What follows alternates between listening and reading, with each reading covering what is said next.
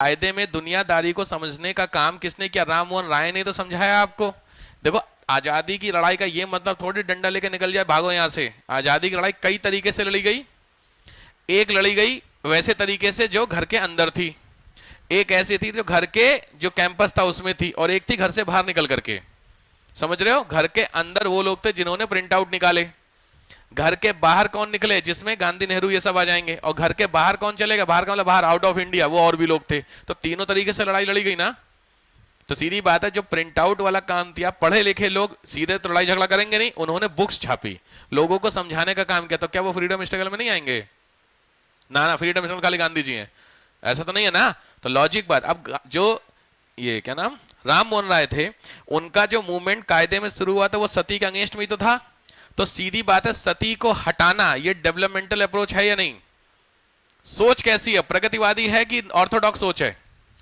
Window लोगों की situation ऐसे ही रहने दो, विडो ऐसी ही रहेंगी, हम आजाद हो जाएंगे, एक ये सोच। एक है विडो की स्थिति को सुधारो और आजाद हो, ये दूसरी। दो सोच समझ गए? दो अलग अलग सोच है। दोनों में से जो पहली वाली है वो रेडिकल है, विडो एज इट इज रहे, हम आजादी की लड़ाई लड़ेंगे। और एक है विडो की सिचुएशन को सुधारो और आजादी की लड़ाई लड़ो। डिफरेंस समझ में आ रहा है? ये होता है प्रगतिवादी सोच। दोनों में बेहतर कौन सी है? कॉमन सेंस है भाई, सीधी दूसरी वाली। तो जो दूसरी वाली अप्रोच होगा उसमें 50 लोगों के आप नाम दे सकते हैं, विवेकानंद, राम मोहन राय, दयानंद सरस्वती, एक लाइन से होंगे कि नहीं? नहीं, विद्यासागर, भाई सीधी बात है। ये सब लोगों ने क्या किया? डेवलपमेंट के साथ किया। समझ में आया? तो ये वो पॉइंट आएगा। तो लिखो इस पॉइंट के अंदर, इसमें लिखो, almost all movements were against the social evils. लगभग सभी आंदोलन सामाजिक बुराइयों के खिलाफ था। लगभग सभी आंदोलन सामाजिक बुराइयों के खिलाफ था।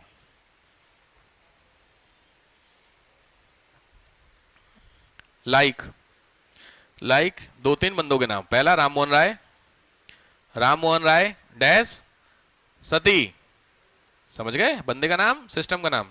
दूसरा दयानंद सरस्वती, इनका किसमें डालोगे? स्त्री शिक्षा, वुमेन एजुकेशन। थर्ड विद्यासागर, ये किसमें थे? विडो रिफॉर्म, रीमैरिज नहीं, विडो रिफॉर्म, विधवा सुधार। विधवा रिफॉर्म में ही तो आएगा, विडो का रीमैरिज भी और विडो की स्टडी भी, ये सब रिफॉर्म में आएगा। ठीक है? तो विधवा की स्थिति में सुधार। तो तीन अलग अलग सेक्टर आपने लिखे। तो इन तीनों का मतलब समाज में जो बुराइयां थी उसको हटाओ और डेवलपमेंट करो, ये कहलाता तुम्हारा डेवलपमेंटल अप्रोच। ऐसे काम आपको करना पड़ेगा। समझ में आया? तो आजादी की लड़ाई, इसके साथ में एक काम और करना, एक उसका नाम लिख लीजिएगा, मुस्लिम जो थे, सैयद अहमद खान। तो आंसर आपका थोड़ा सा ढाई से लिखो, सैयद अहमद खान। कुछ याद आ रहा है? अलीगढ़ मूवमेंट, हाँ ठीक है। क्या सैयद अहमद खान, वो उसमें ही लिख लो, मुस्लिम डेवलपमेंट में। नेक्स्ट पॉइंट है 10th, वो है कास्टिज्म। ये बहुत इंपॉर्टेंट मुद्दा बना, जातिवाद। कास्टिज्म, जातिवाद, इसको आप रेसिज्म भी कह सकते हैं। नस्लवाद का भी मुद्दा रहा, काले गोरे वाला मुद्दा भी रहा। नस्लवाद, नस्लिज्म, कास्टिज्म सब समझते हैं, कोई नई चीज तो नहीं है। नस्लवाद समझ गए सब लोग? काला गोरा, हमेशा बोलता हूं फर्क पड़ता है क्या? आज की सोसाइटी में भी है रेसिज्म?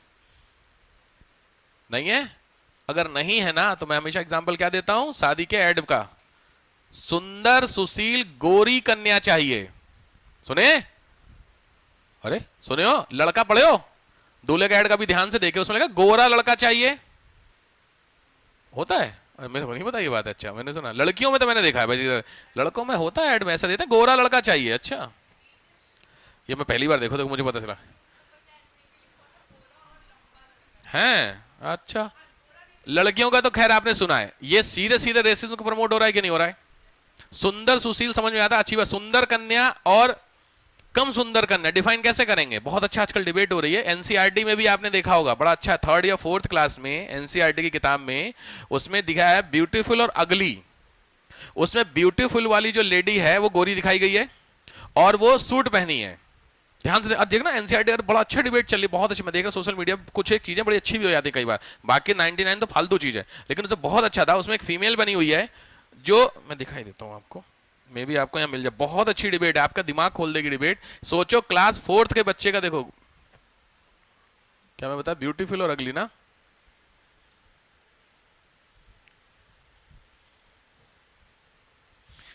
एग्जाम्पल किस में मिलेगा पता है? In NCERT.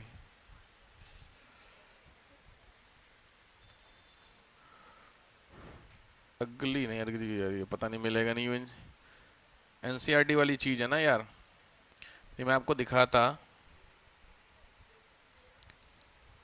एनसीईआरटी में कार्टून कैरेक्टर बड़ा अच्छा दिखाया गया है। अरे यार,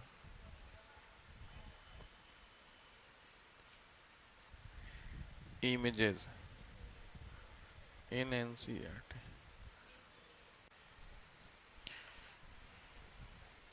अरे इसमें यार बड़ा मुश्किल है, एक तो खोजने में बहुत टाइम लगता है। नहीं तो आप देखिएगा, कोई बात नहीं, गूगल कर लीजिएगा, उसमें दिया हुआ है ऐसा करके कि एक लड़की जो है वो गोरी दिखाया गया है, और वो कैसी दिखाया गया है, सूट पहने हुए। और जो अगली फीचर दिखाया गया है वो कैसी दिखाया गया, साड़ी पहने हुए, बिंदी लगाए हुए, काले रंग की दिखाया गया, सांवले कलर की दिखाया गया एनसीईआरटी में। अरे देखना यार, मैं जो कह रहा हूं बात को समझो, दिक्कत समझो। अब सोचो, जो थर्ड या फोर्थ क्लास का लड़का होगा, बच्चा होगा, उसके दिमाग में क्या माइंडसेट बैठेगा? ब्यूटीफुल का मतलब ये है, अगली का मतलब ये है। डिफरेंस समझ में आया? अब देखो यहां पे आया, तुरंत ड्रेसिंग सेंस में आया, सूट और जीन्स वाली कैसी हैं, ब्यूटीफुल हैं, और जो साड़ी पहनती वो कैसी हैं, अगली हैं। माइंडसेट समझ रहे हैं किस चीज को लेकर के? ये बहुत अच्छा, मैं मुझे लगा इस चीज को, अब चलो बात छिड़ गई इसलिए। तो एक जो बंदे का इमेजिनेशन होगा, जितनी साड़ी पहनने वाली वो अगली है, जितनी सूट पहनने वाली ब्यूटीफुल है। ये भाई थर्ड फोर्थ वाले बच्चे को तो आप जो सिखाओगे वही सीखेगा ना। सेम सिचुएशन हो रही है। अब डिफरेंस आ रहा समझ में? इसीलिए रेसिज्म, सोचो इसीलिए हमारे रेसिज्म में ग्रास रूट लेवल पर है। आपके यहाँ कोई मेड आता है, आती है मतलब मेड, देखिए आप लोगों भाई आपके घरों में मेड आती होगी, मेड का कलर कैसा है?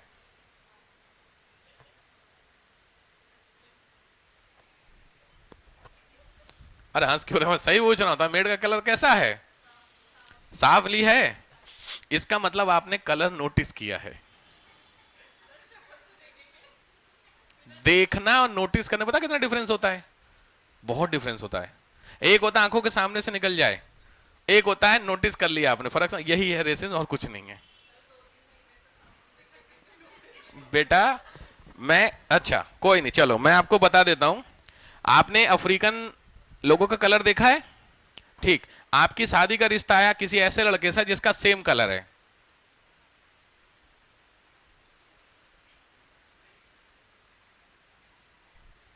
अरे बोलिए, सब हंस रहे हो? प्रैक्टिकल बताइए, मुझे कितने लोग होंगे जो हाँ करेंगे, कोई दिक्कत नहीं सर?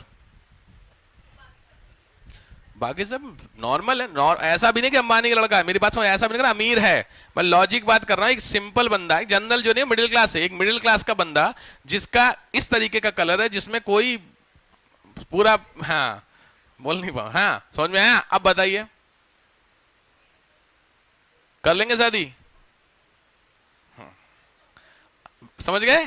खुद ही आप समझ रहे हो क्यों हंस रहे हैं आप लोग? समझ में आ गया? बस यही है रेसिज्म। आपको कहने भर से रेसिज्म नहीं चला गया, आपके माइंड सेट में रेसिज्म बैठा हुआ है।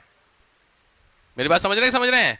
प्योर ब्लैक कलर का कोई भी आप मुझे हीरोइन बता दीजिए जो सक्सेसफुल है बॉलीवुड में, या हीरो बता दीजिए। नहीं, यही रेसिज्म है। कलर देख करके एक्टिंग थोड़ी होती है, एक्टिंग तो नेचुरल होती है, सीखने वाली चीज होती है, या सीखी सिखाई होती है, या सीखता आदमी, उसमें कलर का कोई फर्क है नहीं, लेकिन सक्सेसफुल नहीं है। फर्क समझ में आ रहा है? बस तो इसीलिए ध्यान रखना, रेसिज्म का कॉन्सेप्ट ऐसा नहीं है कि चला गया हमारे यहां से, अभी भी हम लोगों का। अब हम लोगों ने बहुत सारी चीजों को ढक लिया है, बहुत सारी चीजों से लेकर के, तो खैर छोड़िए। हाँ सर, बड़ी तेज थे तुम लोग, लेकिन यार क्या बात कर रहे हैं सर?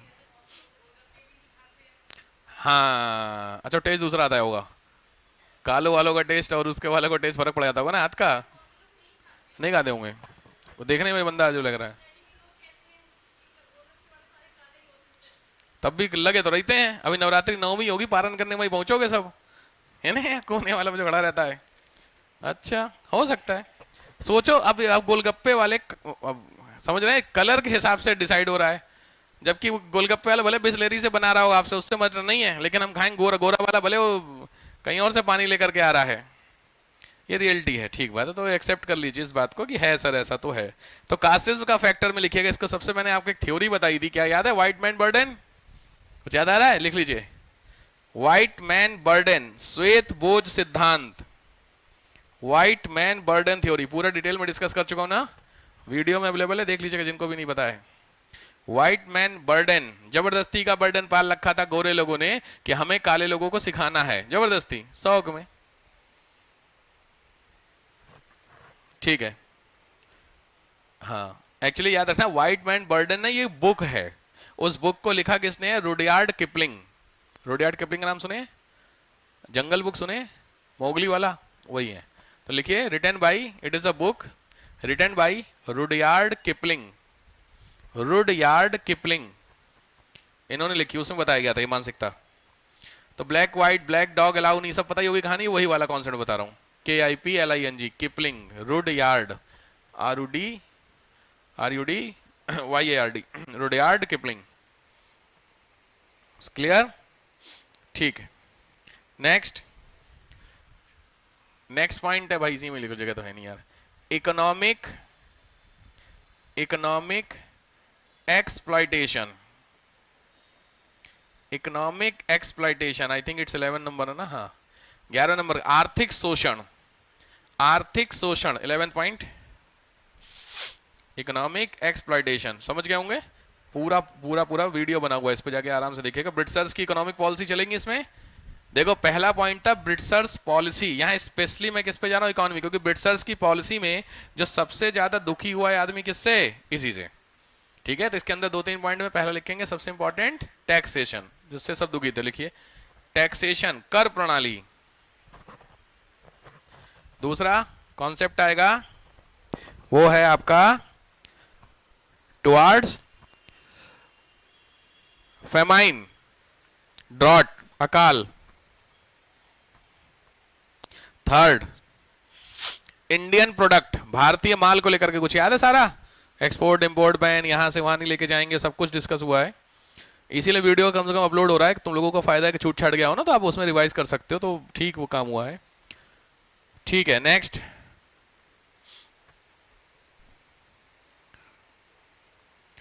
और इसका फायदा हम लोगों ने काफी उठाया इस चीज को लेकर के, मतलब एक्सप्लेन करने। देखो, हर कोई ना आदमी गरीब वाली चीज से जनरली कनेक्ट कर सकता है, हर किसी को ना पैसे से तो कनेक्शन आसानी से है।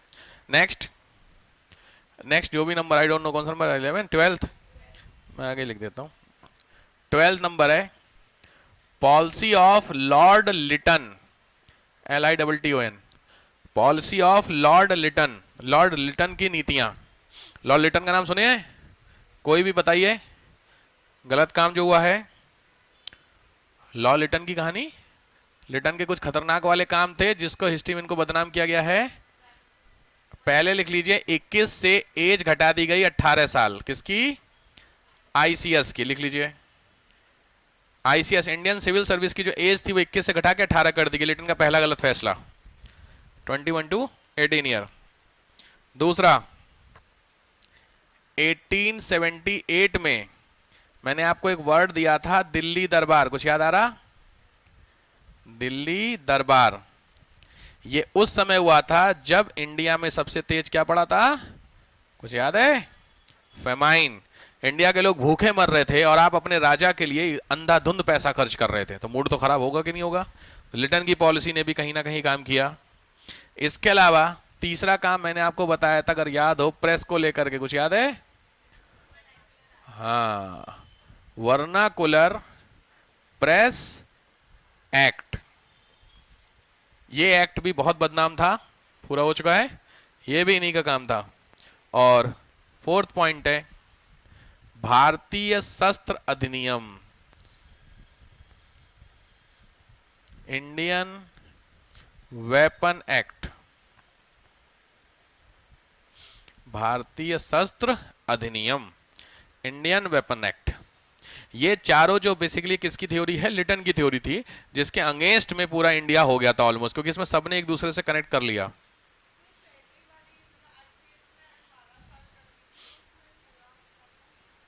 मैक्सिमम एज, अच्छा कंफ्यूजन है भैया, देखो समस्या लिख लो, ये मैक्सिमम एज है, मिनिमम कर दी तो बढ़िया है। मिनिमम तो 5 कर दो, अच्छा है। मैक्सिमम एज मतलब 18 के ऊपर आप दे ही नहीं सकते। अब बताइए, तो सीधी बात है, इसका मतलब सीधे सीधे बाहर कौन पड़ेगा? ठीक है। और लास्ट पॉइंट जो इसमें आता है 13 पॉइंट, वो है आपका इल्बर्ट बिल।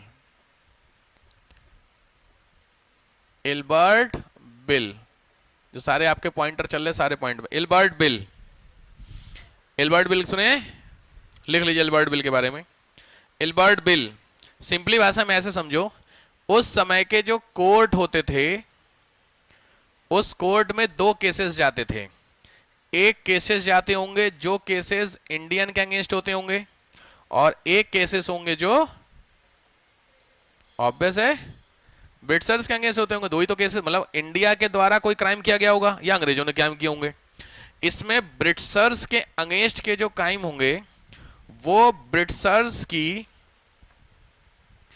जो प्रोटोकॉल होंगे या ब्रिटिशर्स के जो रूल होंगे या उनका जो कोड ऑफ कंडक्ट होगा, उसके हिसाब से फैसला होता होगा। जो कौन करता होगा? यहां पे बैठा जज होता होगा। सही बात है, ये समझ में आता है। अंग्रेजों ने कुछ किया, लेकिन इंडियन के जो फैसले होते थे, मुकदमे होते थे, केस होते थे, इन मुकदमों का जो फैसला होता था वो भी इसी तरीके से होता था। तो ये सही था कि गलत? इंडियंस का एक्सपेक्ट अलग है, प्लेस अलग है, सिचुएशन अलग है। बहुत सारी सिचुएशन हमारे यहाँ सही है, उनके यहाँ गलत है। उनके यहाँ सही है, हमारे यहाँ गलत है। बात समझ रहे हो भाई? वेस्टर्न कल्चर में बहुत सारी चीजें कॉमन है, लेकिन हमारे यहाँ इलीगल है। बात समझ रहे हो यार? गैम्बलिंग एग्जाम उठा लो, गैम्बलिंग वेस्टर्न बहुत कॉमन है, हमारे यहाँ गैम्बलिंग इलीगल। अब आप बोलोगे दोनों का कैसे? अब अगर इंडिया में कोई बंदा जुआ खेलते हुए पकड़ा गया, गैम्बलिंग करते हुए, तो लॉजिक बात है उसको जेल में डाल देंगे। ब्रिटेन में कैसीनो बने हुए हैं, फर्क डिफरेंस समझ में आ रहा है कि नहीं आ रहा? वहां पे लीगल है। तो वही चीज हमारे यहाँ, तो इंडियंस का कहना था कि जो इंडियन का ट्रायल है केसेस का, वो ट्रायल के लिए दो शर्तें हो। पहली चीज है जो जज हो वो क्या हो? इंडियन हो। और जो कोड ऑफ कंडक्ट है वो कैसा होना चाहिए? भारतीय। यहीं से स्टार्ट होता है भारतीय न्याय संहिता, आईपीसी और सीआरपीसी का कॉन्सेप्ट इसके बाद आता है। समझ में आया? तो इल्बर्ट बिल वो बिल था जिस बिल में ये वाली चीज को इंट्रोड्यूस किया गया था। तो इसके अगेंस्ट में जो बात की जाएगी वो ये वाली बात है। डिफरेंस समझ में आ रहा है कि नहीं? तो इल्बर्ट बिल वो बिल था जिसमें ब्रिटिशर्स लेकर के आए थे कि इंडिया के सारे मुकदमे कौन सुनेगा? ब्रिटिश जज। और ब्रिटिशर्स प्रोसीजर के तरीके से काम होगा। समझ में आ रहा पूरा? इल्बर्ट बिल नोट कर लो ध्यान से, बहुत इंपॉर्टेंट है इल्बर्ट बिल।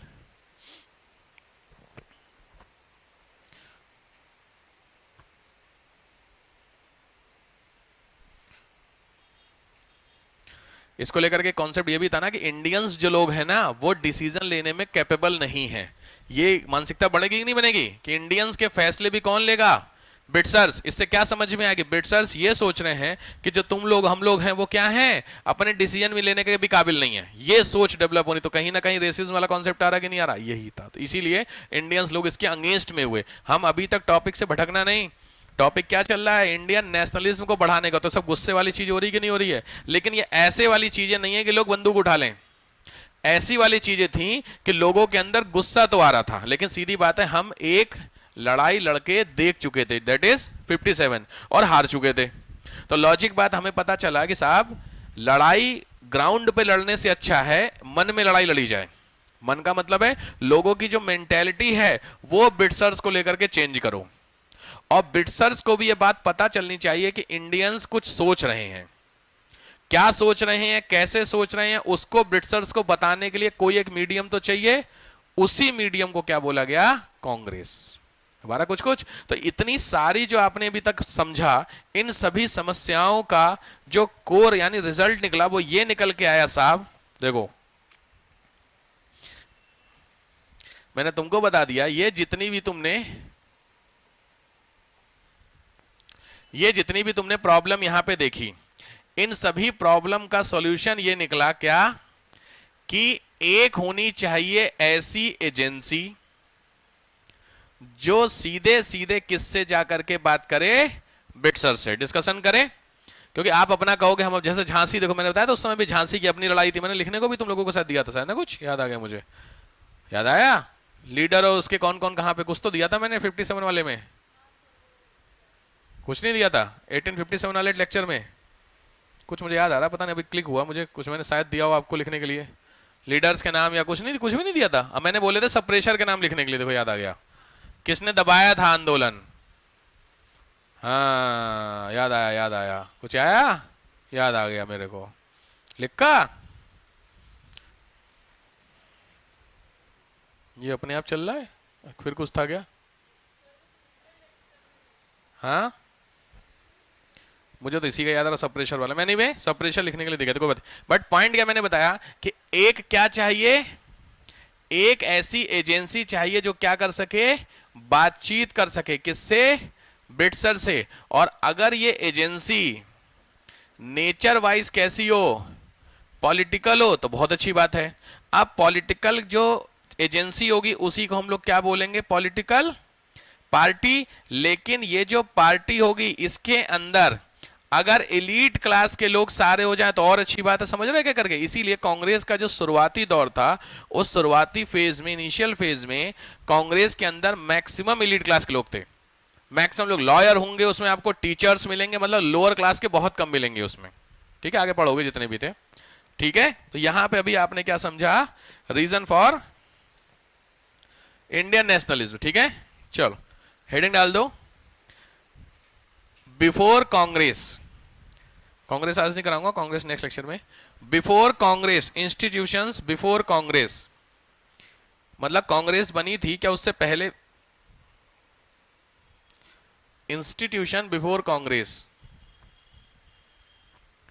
क्या है? अरे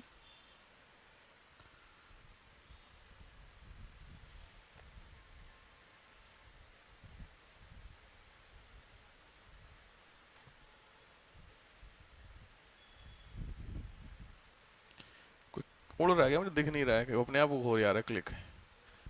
कांग्रेस के पहले की संस्थाएं, हाँ देखो एक उड़ रहा है ना यार, ये दिख रहा है। तो बारिश के चक्कर में ना यार, ये मैं पढ़ा भी ना, वो अपने आप ही खोल रहा है। देखो देखो, हद हो गई यार, दिख रहा है कहीं? ये देखो उड़ रहा है ना, ये दिख रहा है ना, वो क्लिक कर दे रहा है, मैं नहीं क्लिक कर रहा हूँ भाई। हाँ देखो 1855 1885 के पहले के इंस्टीट्यूशन,